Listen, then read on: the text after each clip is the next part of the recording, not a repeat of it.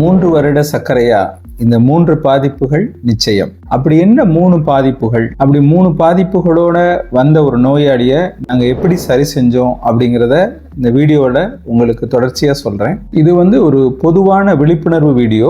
சர்க்கரை இருக்கிறவங்களுக்கும், சர்க்கரை வர வாய்ப்பு இருக்கிறவங்களுக்கும், சர்க்கரை வந்தவங்களுக்கும், சர்க்கரை 3 வருஷம் ஆனவங்களுக்கும், சர்க்கரை 5 வருஷம் ஆனவங்களுக்கும், அதுக்கு மேலே ஆனவங்களுக்கும் மிக மிக முக்கியமான வீடியோ. இந்த வீடியோவை வழக்கமோல ஆதாரங்களோட தர்றேன், பாருங்க.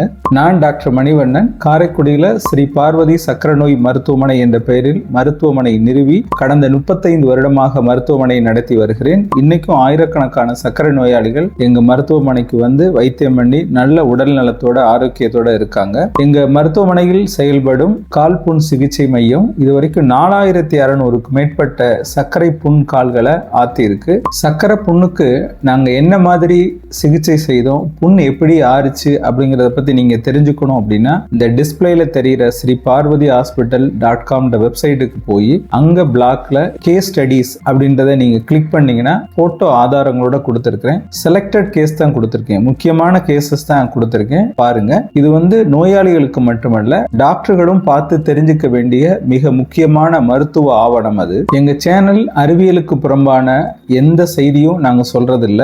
முழுக்க முழுக்க மருத்துவ அறிவியலை அடிப்படையாக கொண்டுதான் ஒவ்வொன்றையும் நாங்க சொல்றோம். அதனால சேனலை சப்ஸ்கிரைப் பண்ணி பாருங்க. உங்க நண்பர்கள் உறவினர்களுக்கும் சர்க்கரை இருந்தா ஷேர் பண்ணி சப்ஸ்கிரைப் பண்ணி பார்க்க சொல்லுங்க. பொதுவா சர்க்கரையில 2 வகை இருக்கு. அதுல 2வது வகை சர்க்கரை நோயாளி நீண்ட நாள் கட்டுப்பாட்டுல இல்லாம இருந்தா கால்ல நரம்புகள் பாதிக்கப்படும். ஏன் நரம்பு பாதிக்குது அப்படின்னா, ரத்தத்துல உள்ள சர்க்கரையும் அதோட கொழுப்பு சத்து சேர்ந்து இந்த நரம்புகளுக்கு போற ரத்த ஓட்டத்தை குறைச்சிரும். போதுமான ரத்த ஓட்டம் இல்லாதனால காலில் உள்ள நரம்புகள் கொஞ்சம் கொஞ்சமா செயலிழந்து போகும். நரம்போட மிக முக்கியமான வேலை என்னன்னா உணர்வு. இப்ப நம்ம ஒரு இடத்துல காலை வைக்கிறோம், காலில் ஏதாவது குத்துது அப்படின்னா அந்த உணர்வை கொடுக்கறதான் கால் நரம்போட வேலை. இந்த நரம்பு கொஞ்சம் கொஞ்சமா பாதிப்பாயிருச்சுன்னா இந்த உணர்வே இருக்காது. சில பேருக்கு காலில் உணர்வே இருக்காது, சில பேருக்கு மதமதப்பு இருக்கும், சில பேருக்கு கால் எரிச்சல் இருக்கும். உங்களுக்கு இந்த மாதிரி கால் எரிச்சல் அல்லது மதமதப்பு அல்லது உணர்வு இல்லாத தன்மை இருக்கு அப்படின்னா நீங்க கமெண்ட் பண்ணுங்க. என்னுடைய மொத்த மருத்துவ அனுபவத்தையும் நோய்களின் தாய் அப்படின்ற புத்தகத்துல சர்க்கரையை பத்தி A to Z எல்லாமே நான் சொல்லி இருப்பேன். இதான் அந்த புத்தகம். உங்களுக்கு இந்த புத்தகம் வேணும்னா இந்த டிஸ்பிளேல தெரிகிற நம்பருக்கு நீங்க போன் பண்ணி கொரியர் மூலம் இந்த புத்தகத்தை பெற்றுக்கொள்ளலாம். நீண்ட நாள் சர்க்கரை கட்டுப்பாட்டுல இல்லாம இருந்தா கால் நரம்புல பாதிக்கும் அப்படின்னு சொன்னேன்.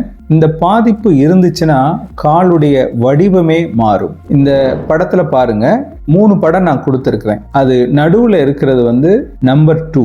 இது நார்மல் கால், எல்லாருக்கும் இருக்கிற மாதிரி உள்ள காலுடைய படம். நம்பர் 1, இந்த மாதிரி நரம்பு பாதிப்பு ஆயிருச்சுன்னா கால் பிளாட்டா மாறிடுது, ஒரு சமதளமான காலா மாறிடுது. நம்பர் 3, நடுவுல ஒரு குழி மாதிரி காலுடைய உயரம் கூட ஆரம்பிக்குது. இதுதான் அந்த நரம்பு பாதிப்பால் ஏற்பட்ட விளைவு. இந்த மாதிரி கால் வடிவம் மாறிடுச்சுன்னா என்ன சார் அப்படின்னு நீங்க கேட்கலாம். இந்த மாதிரி வடிவம் மாறிடுச்சுன்னா உடம்போட முழு அழுத்தமும் காலில் ஒரு சீரா இல்லாம ஒரு குறிப்பிட்ட இடத்துல போய் அது அழுத்தம் இருந்துகிட்டே இருக்கும். இந்த அழுத்தம் கூட கூட அந்த இடத்துல ஒரு காய்ச்சி போன ஒரு தழும்பு உருவாகும். இதுதான் பாதிப்பு நம்பர் 2. இந்த காய்ச்சி போன தழும்புல மேற்கொண்டு அழுத்தம் அதிகரிக்க அந்த இடம் ஒரு புண்ணா மாறிடும், அதாவது நிரந்தர புண்ணா மாறிடும். சில பேர் பார்த்திருப்பீங்க, காலில் புண்ணு இருக்கும், வருஷ கணக்கா கட்டு போட்டுக்கிட்டே இருப்பாங்க, அந்த புண்ணு ஆறவே ஆறாது. இது இந்த வடிவ மாறுதல்களால் ஏற்பட்ட பிரச்சனை.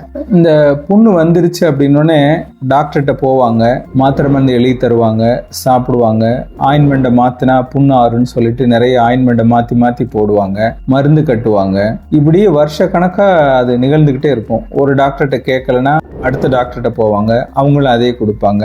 எனக்கிட்டையும் வருவாங்க, இந்த மாதிரி ஆயின்மெண்ட்டு, ஏன்னா நாங்க புண்ணுக்கு நல்ல மருத்துவமனைன்னு எல்லாருக்குமே தெரியும், நம்ம இங்க ஆத்திடுவாங்க அப்படின்னு நினைச்சு இங்கேயும் வருவாங்க.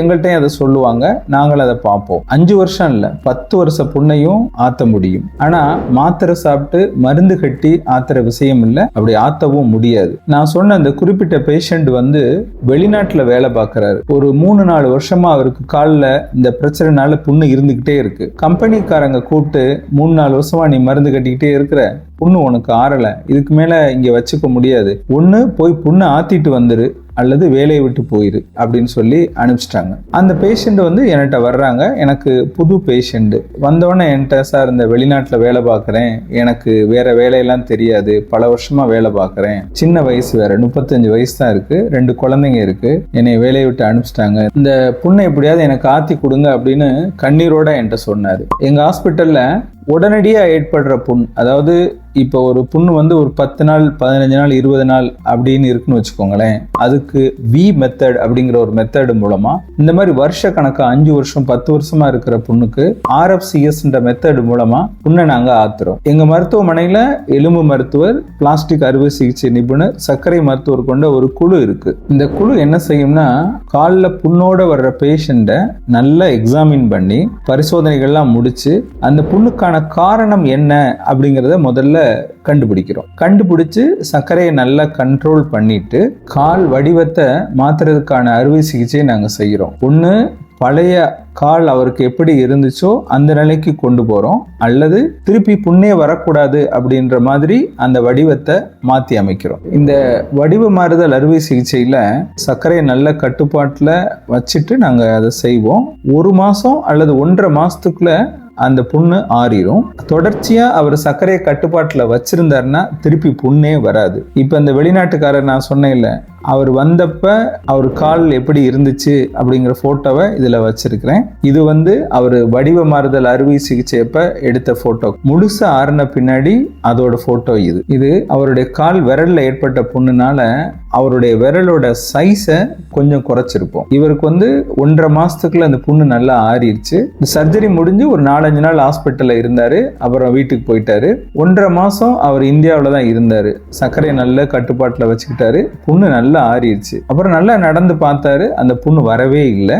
அவருக்குன்னு ஒரு சிறப்பான அந்த காலோடைய சைஸுக்கு தகுந்த மாதிரி ஒரு சிறப்பு காலனியை நாங்க உருவாக்கி கொடுத்தோம். எங்க ஆஸ்பத்திரியில ஒரு போடியாட்ரிக் டிபார்ட்மெண்ட் இருக்கு. அவங்க இந்த மாதிரி பேஷண்ட்டுகளுக்கான சிறப்பு காலனியை அளவெடுத்து தச்சு கொடுத்துருவாங்க. அதே மாதிரி அவருக்கும் தச்சு கொடுத்துட்டோம்.